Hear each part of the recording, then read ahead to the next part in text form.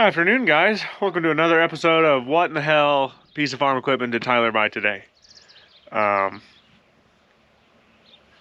got a good one. It's fairly bizarre overall. Pretty hard to find tractor with about the weirdest cab I've ever seen. Buddy of mine out near Colby, Kansas called me. He buys and sells a lot of tractors too, and he says, I got something I think you'd like. And he wasn't kidding. He knows what I like. He knows I like 60s and 70s muscle tractors that are obscure and a little hard to find. And I don't know if this is one I'm keeping. I think we're gonna do some changing on it either way, but we'll just get right into it. What we've got is number one, the 1973 Case 1370 open station. That's the early K70 series because it's got the Desert Sunset and Flambeau red. It's not the Power White, so it's the preferred color scheme for me. I'm not much of a white case guy personally. I love these tan 70 series case, but this one, as you can see, is an open station. It is a factory open station Case 1370, which is damn hard to find, especially in Desert Sunset. These 1370s, probably 99% of them had cabs on them, so finding one that's open station, damn hard to find. But you're going to say, oh, Tyler, but it's got a cab. Does that look like a factory cab to you? It's not. It's not a factory cab. That is, I don't know what the cab is. I've crawled all over in the cab of this thing and have yet to figure out what brand of cab it is. But it's, as you can see, a very Western cab, as I would say. Big sunshades. Made sure, you know, no extra heat in the cab. You're always riding in shade. So, pretty darn obscure. I mean, it's got an awning basically all the way around. It's got a bigger porch on it than my house does. But, yeah, that's pretty wild. But you take all that off, the cab off, and it's still a 1370 open station case, which is still entirely hard to find. There just aren't that many out there, especially, you know, in this color scheme in Western Kansas. Almost everybody ordered these in cabbed tractors in this era.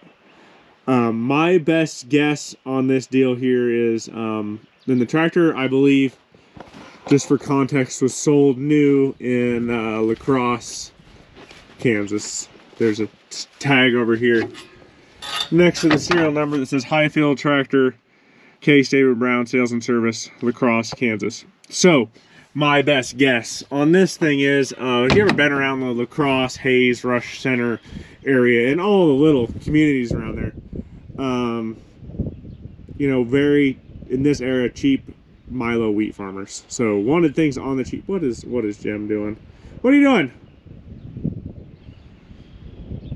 Very cheap Milo wheat farmers, you know, so they didn't want any extra expense. So some guy probably went to town and ordered this thing, or refused to buy one with a cab on it. Some cheap old man refused to buy one with a cab on it. Ran it for maybe a year or two, and then his neighbor got a 4630 John Deere or a 1466 International in with a cab on it, and then he decided, you know, maybe I actually need a cab. And this is what he showed up with. It's something else.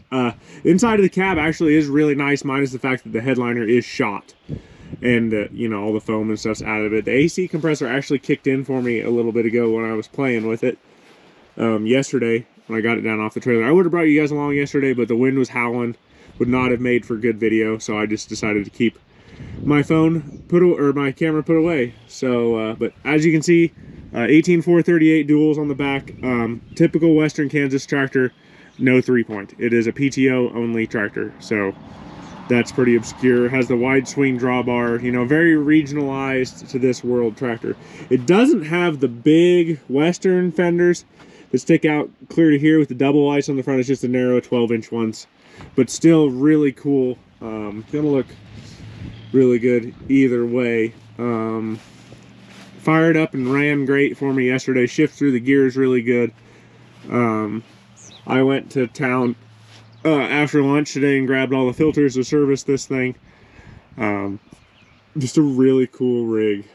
Love these 70 series case. The cone nose is in great shape, not all cracked up. It's a little dirty because we got more rain the last couple days, and it was on, Buddy lives on a dirt road, so it got a little dirty. Getting her loaded up. She's a little greasy and oily, as you'd expect for a 51-year-old tractor. I think there's a little bit of diesel leak off the injection pump. Not sure I really care that much, but we'll step up here in the cab and show you what we got. You know, not incredibly narrow, not any narrower than a factory cab would have been on one of these 70 series cases. Seats actually pretty nice. I think that's the original seat cushion. I don't know, but pretty nice. They added sound deadening and stuff in here. And actually, with this thing running and driving, it's a really quiet running tractor. Honestly, I need to probably rip that headliner down the rest of the way, but a pretty quiet running and driving tractor. It's got really cool hook things here to open all these windows up if you want, if need be.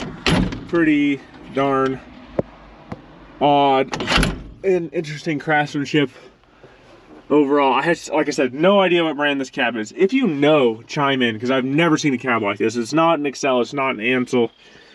I don't believe. I don't know what it is. Park brakes down there like they were on the early 70 series. You know, it's the normal case, 12-speed power shift, 4 ranges, 3 speeds in reverse throttle, 2 remotes. When there's a Fosse valve back on the back of the tractor to split 1 remote. There's your PTO lever back there. Got Murphy gauges in it, so that's kind of like a safety. If it gets below a certain oil pressure over a certain temp, the tractor shuts itself down. Not really sure what they were doing with this thing. Extra hour meter there, diff lock down there on the old floor, which is cool. Never had a 70 series with diff lock, but you know, this is a bigger 70 series. Gauges here are all working and nice and crisp. I don't know about the fuel gauge, but the fuel gauges don't usually work, but the rest of them all seem to work. 4,896 hours, which that hour meter and tachometer do work, so good chance it's original hours. The tractor is pretty tight running and shifting overall. What else? You know, not the prettiest cab in the world, but I've been in a whole hell of a lot. Oh, that's nice. It's still falling on me, but in a whole hell of a lot. God, worse. AC unit up there. I think it's actually been converted to R134, so if I went and put some Freon in it, it might actually work. We can gonna get out and hook the battery cable up here, and we'll see if it lights off. But just a really cool Western tractor. Jim, go find somewhere else to play. That's hooked up. I did get all the filters, so we will service it here shortly. I think that handle there actually goes here, maybe. I don't know.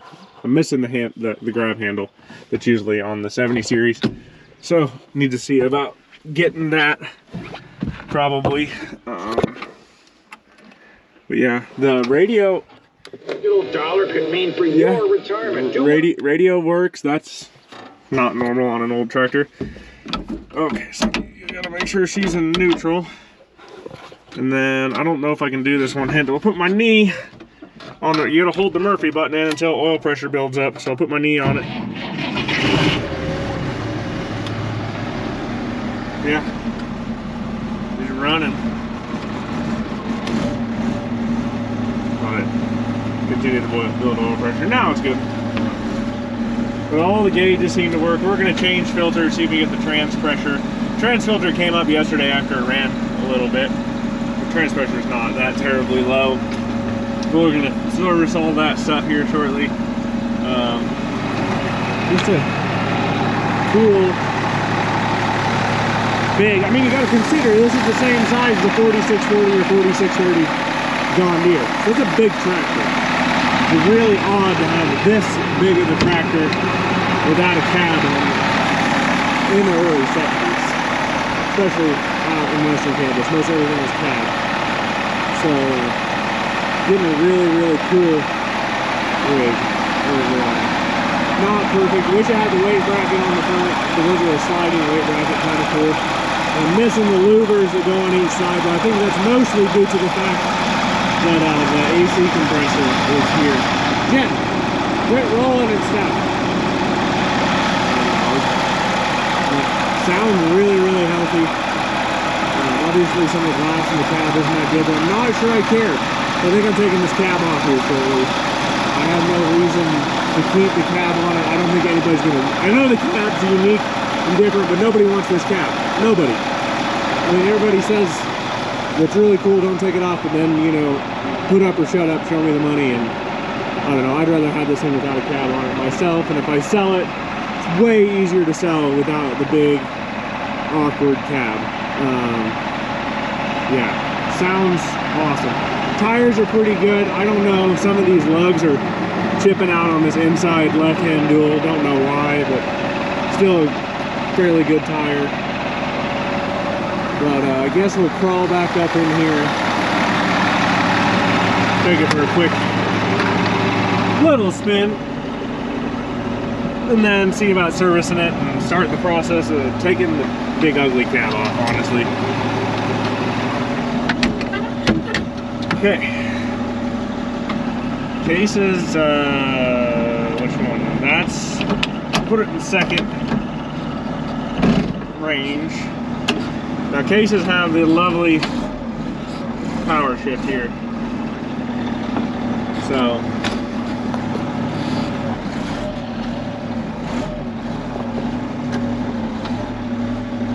Casey, just keep pushing her forward. But she sounds healthy. You can hear that turbo. Not wanting to turn in the mud. Woo! Big duals, doesn't want to turn. That's fun. But she runs pretty good. They sound really healthy. Oil pressure comes up to 50 psi. You know, not a bad tractor at all. We're going to service it, check all the oils and everything. The usual. Looks like voltage came up, so it's charging, which is wonderful. But I actually really love 70 series case tractors. I just don't like the factory cabs. So most of the ones I prefer to buy are open station, which this one's going to be open station very shortly. The cab in here is actually interestingly quiet.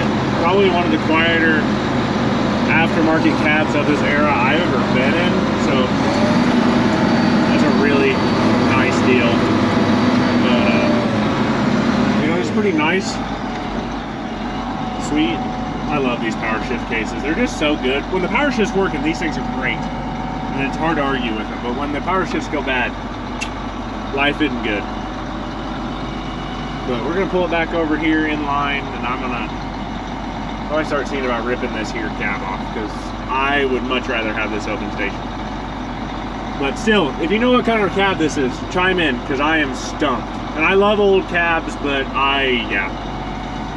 nobody's going to want this thing with a cab. As much as I think it's cool as hell. Just because it's rare doesn't mean it's worth anything, you know.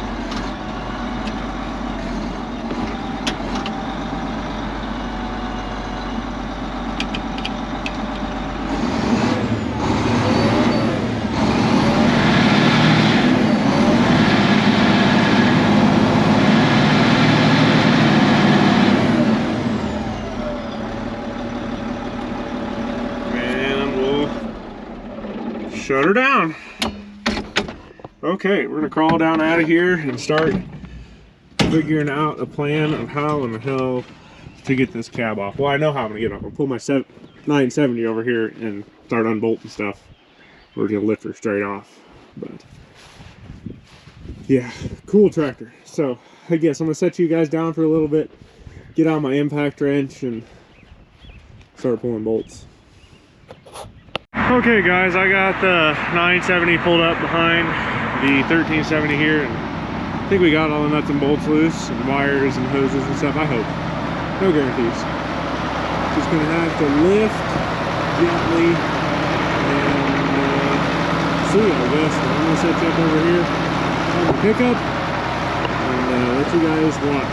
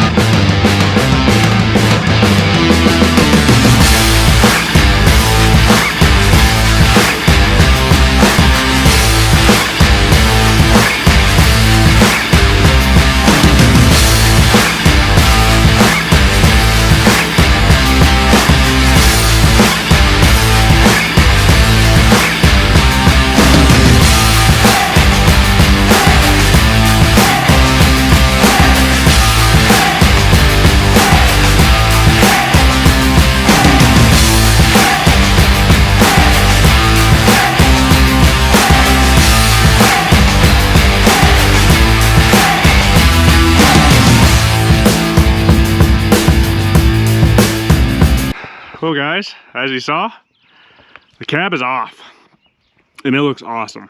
Looks a lot bigger now with that stupid cab on there. You know, just think this is a 4630 open station if it was a John Deere. Pretty darn hard to find. I'm in the process of changing oils and filters now, but damn, what a beast. What an absolute beast of a tractor.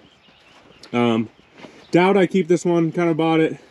I thought it was damn cool. Wanted to make a YouTube video about it because pretty damn uncommon. And it's just a horse of a tractor. I still need to find the louvers for the sides and the grab handles, what I'll call Elmer's Repair in Centralia, Kansas. They're kind of the experts on this case stuff. I know I've got stuff from them before and always been pleased. So we'll make a phone call there and get that stuff coming. But damn, what a cool tractor. Didn't think it'd look this good. I think we'll get her power washed up sometime real good and polished up after I service everything. And yeah, what a girl. What a tractor. What do you think, Jem? She doesn't care. Just a hell of a cool tractor. We're gonna service it, and I think that's about it here. But looks 1,000 times better. Not that that cab wasn't cool, don't get me wrong, and I'm gonna get some hate because I always do every time I pull one of these cabs off. But that cab just, it wasn't it for me, and it was gonna hurt resale a lot. It's a hell of a lot easier to sell one of these open stations when it doesn't have a cab. But that's it for this one, guys. Hell of a cool tractor. Big thanks to my buddy Aaron for giving me a phone call on this one and making a deal with me. I still got to go back and get another tractor from him, but it's just 706 Farmall. It's probably gonna end up being salvaged. Nothing special, but that's it for this one. Thanks for tuning in, guys. Please like, share, subscribe. You guys have a good one. Go drag something out of the weeds and get it running.